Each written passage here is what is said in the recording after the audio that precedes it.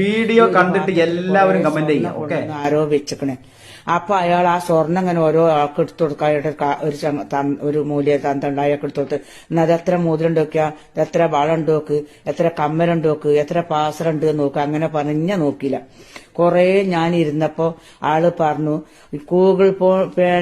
ഗൂഗിൾക്ക് പൈസ ഇട്ട് തരണം, ഇന്നാലേ നോക്കുള്ളൂ, 10,000 10,000 ഞാൻ അവിടെ നോക്കുള്ളൂ, ഇല്ലെങ്കിൽ ഈ പാത്രത്തിൽ വല്ല സ്വർണ്ണം ഇടണം എന്ന് പറഞ്ഞാൽ ഇഞ്ചത്തെ ഇടാല്ലേ, ഇനി സ്വർണ്ണം ഇടല്ല, ഇഞ്ചത്തെ ഒരു പൈസ ഇടല്ലേ. ഞാൻ അങ്ങനെ തന്നെ നീച്ചു പോന്ന് പുറത്തിരുന്നു.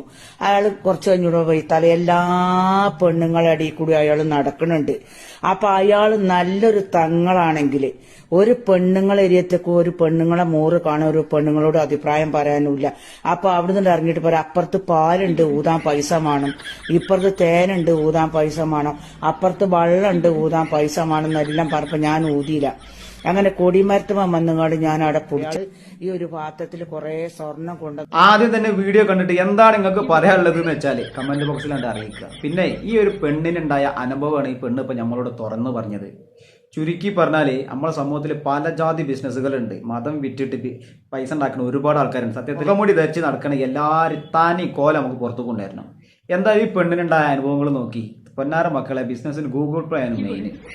ഗൂഗിൾ പേ അല്ലേ പരിപാടി ഇല്ല. പിന്നെന്താ പറഞ്ഞത്, ചുരുങ്ങിയത് 5,000-നും 10,000-നും മാത്രമേ നമ്മളടുത്ത് ചികിത്സ ഉള്ളൂ. അതുണ്ടെങ്കിൽ നമ്മൾ ചികിത്സ മുന്നോട്ട് നോക്കുള്ളൂ. അല്ലെങ്കിൽ നിങ്ങളെ കയ്യിലുള്ള സ്വർണ്ണാഭരണങ്ങളോ എന്താ ഉള്ളത് വെച്ചാൽ ഇവിടെ വെച്ചോളൂ. പിന്നെ പുറത്തുള്ള തേനിൽ ഊതണമെങ്കിലും വെള്ളത്തിൽ ഊതണമെങ്കിലും പാലിൽ ഊതണമെങ്കിലും അതിനും പൈസ, അല്ലെങ്കിൽ നീച്ച് വിട്ടോളി. പാവ ആ പെണ്ണിന് കൈമേൽ ഒന്നുമില്ല. തപ്പാപ്പാന്ന് പറഞ്ഞ് ആരൊക്കെ പറഞ്ഞ് കുപ്പിയിലാക്കി വന്നതായിരിക്കും. എന്തായാലും ആ പെണ്ണിനുണ്ടായ അനുഭവം വല്ലാത്തൊരു സങ്കടമായിപ്പോയി. സത്യത്തില് ഇത്തരത്തിലുള്ള ചികിത്സകന്മാരൊന്നും ഒരിക്കലും കുറെ പെണ്ണുങ്ങൾ കൂടി നിൽക്കുന്ന ആൾക്കാരുടെ ഇടയിൽ കൂടി ഒന്നും പോവില്ല. ഇതൊക്കെ തനി കള്ളത്തരങ്ങളാണ്. അപ്പൊ എല്ലാവരും മനസ്സിലാക്കുക, ഇത്തരത്തിലുള്ള ആൾക്കാരെ വളർത്തി വലുതാക്കി വലിയ വലിയ പാപ്പന്മാരാക്കണത് നമ്മളെ പെണ്ണുങ്ങൾ തന്നെയാണ്. അത് യാതൊരു സംശയമില്ല. നിങ്ങൾ തന്നെയാണ് ഈ കോലത്തിൽ ഇവരാക്കി കൂടുന്നത്. സത്യത്തിൽ കള്ളമുഖം അടിഞ്ഞ ആൾക്കാർ നമ്മൾ സത്യത്തിൽ പുറത്തു കൊണ്ടുവരണം. ഇത്തരത്തിലുള്ള അനുഭവങ്ങൾ ഉണ്ടെങ്കിൽ ആരും മറച്ചു നിൽക്കരുത്. അത് സമൂഹത്തിന് പബ്ലിക്കായിട്ട് തുറന്നു പറയണം. ആൾക്കാർ അറിയണം ഇത്തരത്തിലുള്ള സംഗതികളൊക്കെ. ചുരുക്കി പൊന്നാര മക്കളെ, ഗൂഗിൾ പേ ആണ് മെയിൻ. എന്തിനും പൈസ. ഇത് എന്ത് ചികിത്സ പൊന്നാര മക്കളെ? വെറുതെ അല്ല എല്ലാവരും ആറ്റക്കോയ എന്നുള്ള പേര് മാറ്റിയിട്ട് നാറ്റക്കോയ എന്ന് പറഞ്ഞിട്ട് ഒരുപാട് പേര് എതിർക്കുന്നത്. സത്യത്തിൽ ഇത്തരത്തിലുള്ള അനുഭവങ്ങൾ ഉണ്ടെങ്കിൽ തുറന്നു പറയാം. അത് സമൂഹത്തിലുള്ള ആൾക്കാർ എല്ലാവരും മനസ്സിലാക്കട്ടെ.